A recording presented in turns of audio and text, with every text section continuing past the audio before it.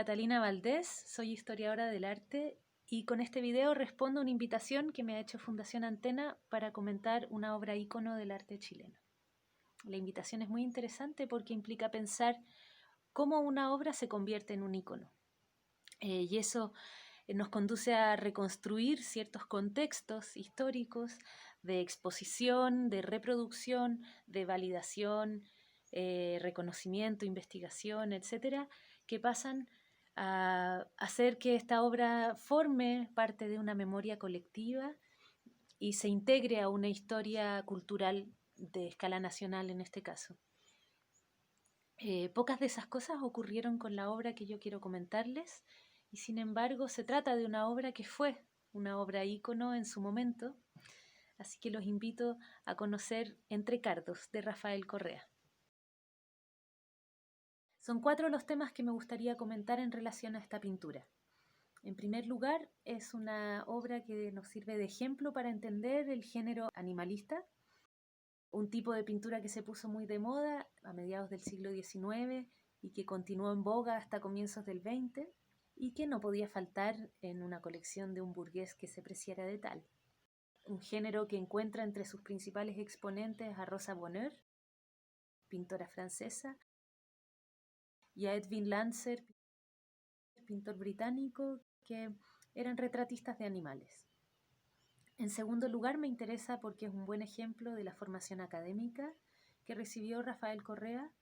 un artista que fue becado por el Estado de Chile para estudiar en España primero y luego siguió sus estudios de manera independiente en Francia, en donde probablemente entró en contacto con estas modas y conoció la obra de Rosa Bonheur. En tercer lugar, me interesa llamar la atención a los contextos de exposición que la obra de Rafael Correa tenía en general. Pinturas como esta, parecidas, de grandes dimensiones, de escenas de animales en el campo, eran exhibidas como embajadores visuales del Estado de Chile en contextos de grandes ferias internacionales. La obra de Rafael Correa participó de exposiciones universales como la de París, de fines del siglo XIX. También estuvo en la Exposición Panamericana de Buffalo en 1901. Más tarde estuvo en la exposición de conmemoración del centenario de la República Argentina en Buenos Aires en 1910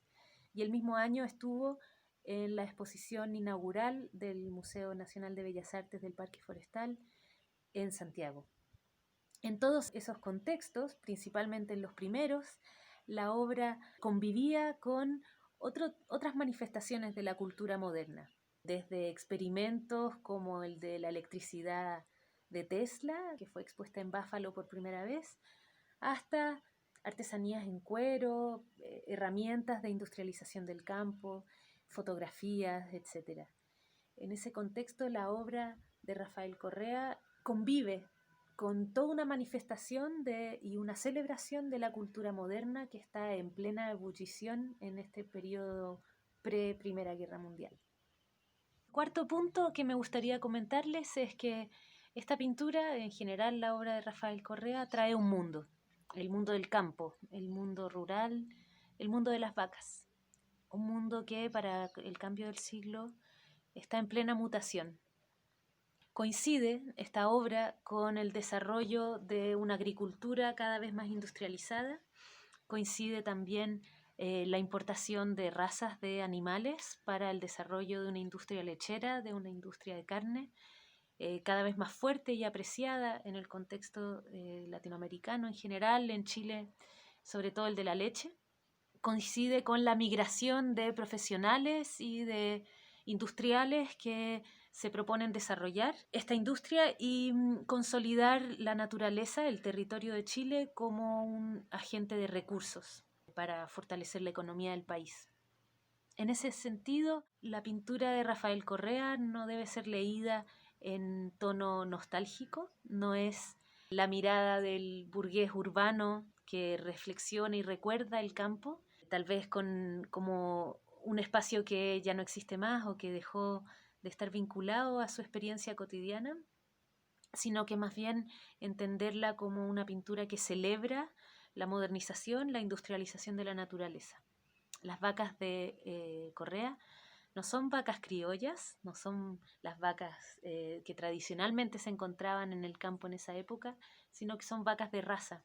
vacas que él retrataba y que en muchos casos se exponían también en la Quinta Normal de Agricultura, ese espacio de desarrollo y experimentación de la industrialización de la naturaleza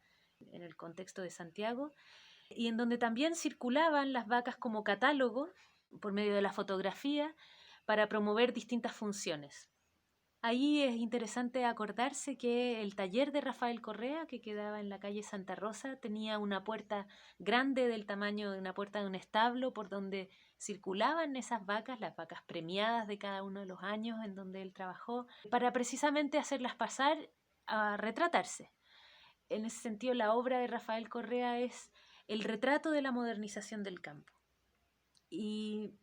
mi pregunta, y por qué me interesa estudiarla hoy, es ¿de qué nos puede hablar una pintura como esta? Lo que yo pienso es que nos habla precisamente de ese proceso, un proceso que hoy estamos viendo explotar, eh, con un desarrollo de la naturaleza que llevó prácticamente al agotamiento de sus recursos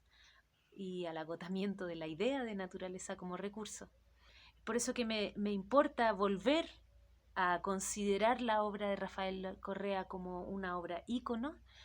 porque nos habla de una historia que no es solamente la historia de la pintura o la historia de la cultura moderna en el contexto chileno, sino que nos habla de una historia de la naturaleza, una historia que hoy, como bien sabemos, está necesitando ser contada de otra manera.